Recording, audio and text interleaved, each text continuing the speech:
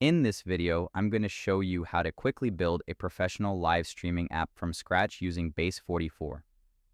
I'll start by typing a prompt into the creation box, asking for a clean layout with a video player on the left, a chat window on the right, and a pulsing red live Azure 4 Y badge at the top. Once I toggle the planning mode and hit generate, the platform begins to outline the entire app structure, including features like responsive design and a modern dark color palette.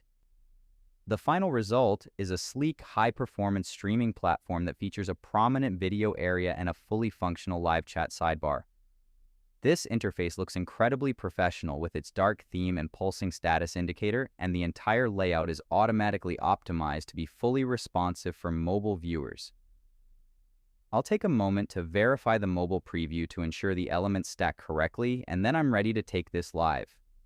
I'll click the Publish button, set the app visibility to public, and let Base44 handle the deployment.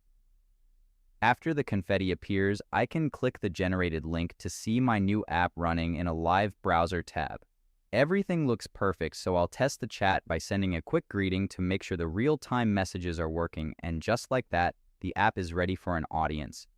If you found this walkthrough helpful, please consider liking the video and subscribing for more quick tips and tutorials.